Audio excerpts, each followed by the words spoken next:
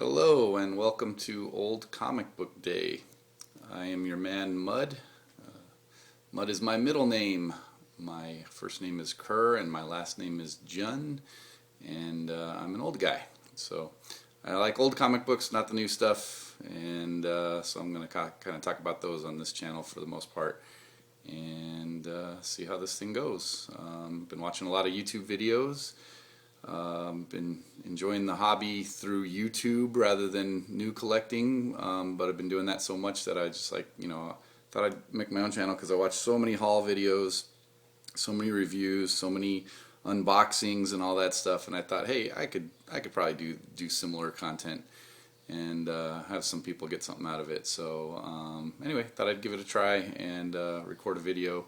And I'm going to start with, and I'm going to do this all old school, no editing. I'm an old guy, so I don't want to do, I don't even have something to hold my camera with for now. So I'm just gonna goof off with my iPhone camera and see if I can upload this and create a YouTube channel. But I'm going to show you my boxes to start. I collected for about 8 years when I was like about 11 to 19 years old, and just enjoyed it, and I kept every single comic I ever bought, never sold a single one, so I still have them all to this day. And in my older years, I probably took about 20 years off collecting, but what I did was I went back and I bought more comics from the runs that I had to make financial choices about when I was a kid, that I couldn't afford this or that, or I just stopped collecting a book. So I've picked up a lot of books at cons and stuff in the meantime, but here is my boxes. What you're looking at, this is my bedroom. I don't really have any art or comic posters or anything, displayed, but I have many short boxes. You're looking at 9 feet 9 inches and about long, and about 3 feet 9 inches high of short boxes. So here's the tail of the tape, starting there, continuing all the way along the floor in my bedroom till you get to about 9 feet 9 inches. And my short boxes are stacked 4 high, and so there's 36 of this kind, which I'll discuss in a moment, and then there's, let's see, 16 short boxes of this other kind. So anyway, that's what they look like in my bedroom. And I'll discuss what I've basically done here and what the contents are. So I've moved around quite a bit across the country, and I've had to figure out storage solutions. I used to have long boxes, but I got into a particular apartment one time where I thought, oh, the best place for me to store my comics is going to be in this short walk-in closet, and on each side of the door, flush, with the door, there was a space that fit perfectly these boxes that I found at a local comic shop. And so I thought, oh, let me get more of those, and I got rid of all my old long boxes. They're still in the garage. I store other books and miscellany in there, but I really like these boxes. And I went to a comic shop and I said, hey, I want to get as many as you can. He stopped collecting. The guy had stopped getting them because he said, oh, they don't really make those anymore so much. But he said, I can still order a case for you, but they're just getting expensive or something. So I ordered a case of like 25, and I had been buying some piecemeal at the time, but when I found out he wasn't going to be getting them anymore, I ordered a whole case of them, a whole box of boxes basically, and it was about $160, so about $6.40 each, and with tax it was $172 total. And that kind of had my full collection for the time being. And then in the last decade or so, going to cons, I've added these like 16 boxes, just buying from the $2 bin or whatever. That's just my rough guess that I think of. And then I do have one magazine box down here, and so on and so forth. And then what I've done, so these are going to be all Marvels, and the basic time of my collection is from 1986 to 92. However, I have a lot from 82 to 86 as well. So, but I have 6,000 comics. Well, just short of 6,000 comics. I really should have planned this out a little better and got my Comic Collectors app and showed you on the screen the number, but I don't want to jump around my apartment too much and show you what's what. And sorry for all the wiggling of the camera. I really should focus on one thing, but not my thing to edit videos. Okay, so back to what's in there. So I numbered them just with a pencil on the box here. 1, 2, 3, and I can easily erase those pencil markings, you know, later when I reorganize things. But basically, in box number 1, it's all Marvels. So this is all my Marvels here, and it was like, okay, well, here we go. Oh, I'm wrong. There we go. Alpha Flight. Yeah. Well, I'm not wrong, but there's some Adventures in Reading, Adventures of Captain America, Adventures of Cyclops and Phoenix. I just thought that for the longest, I thought my my first comic was always Alpha Flight, but since I've added things in the latter years and reorganized my comics, I went with Strict Alpha, and once upon a time this would have been in under Captain America. I put it down as Adventures of Captain America because it's probably what you can find it under in Overstreet, so, or on the Comic Collectors app. So anyway, so basically, but yeah, Alpha Flight and on, and that is what I have there. Now, stuff.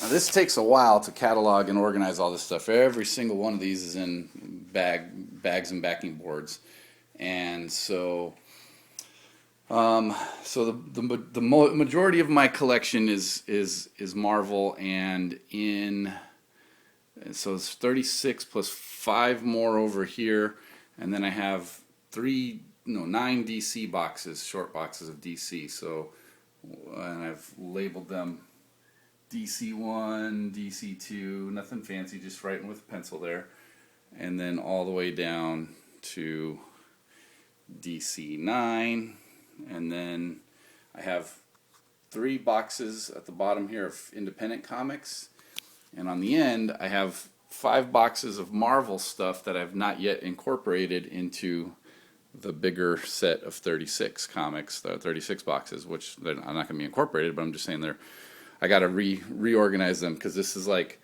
so 1, 2, 3, 4, 5 boxes of Marvel stuff that I've picked up at cons in the last couple of years, and I just need to take the time and move them from, you know, re-alphabetize the entire set. Now, this will be a project of hours. If you've ever done this kind of thing before, where you reorganize this many comics, it takes a long time.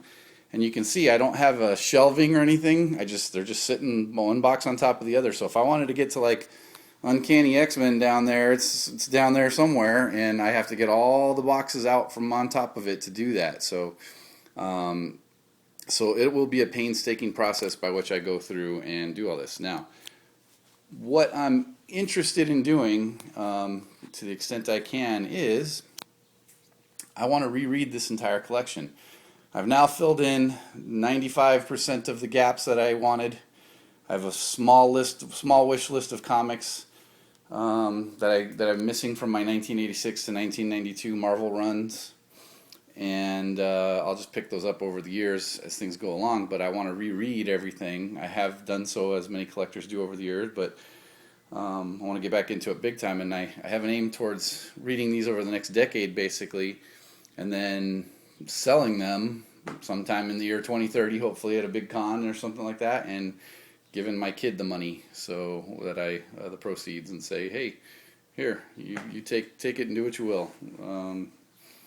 That's kind of my plan. I was gonna have myself buried with these at one point, but I was like, nah, we'll do it. So we'll just do that. I'll sell them and give the money to my kid as an 18-year-old birthday present, sort of thing. Either save it and go to college, which I hope he doesn't do, because I did all that and it doesn't really get you much in today's modern day. I went to law school and everything, but I think it's a big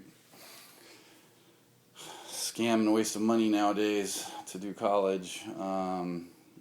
But I did want to show just a few comics, since I'm calling this Old Comic Book Day. Now these are old, and so I did want to say what I meant to do was I've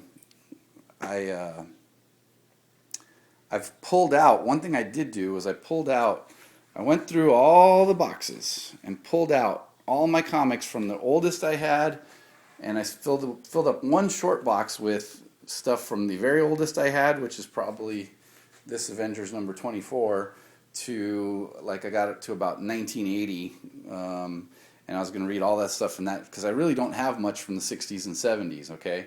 So, so this is just some highlights of the stuff that I did have in that short box, and I'm going to go through that again, make a short box, like opening kind of thing where I show you what's what. So anyway, some older stuff: Avengers 24, Daredevil 38, Daredevil 37. I'm sorry, whoops, got these backwards. 37 and 38. And then this is a two-part or three-part story that actually concludes in a Fantastic Four, I believe, but I don't have that. I have a reprint. So this is a three-part story, really. And just a little old Amazing Spider-Man with Nightcrawler, Moon Knight, Marvel Spotlight, rather. Marvel Spotlight on the Moon Knight, 20, again, I got them backwards. See, this is what happens when you don't prepare very well. 28, 29, and then some old Whitman reprints that I got from a precursor store to Big Lots called Pick and Save out in California, and these were really great. I got these when I was about 7 years old and still held on to them. So anyway, so those are some comics. I have since reread these, and I will try to do some reviews of these things in a video coming up and talk about those. And I'm going to close this video out for now, but more to come. I'm going to show you the contents of this box that I pulled all of these comics out from, and talk, in turn about each one a little bit. But this is going to be a daunting task. I hope I get through it. I still hope, after holding on to these for some over 30 years, that I continue to be able to hold on to them for the long time that I can, and not have any issues here.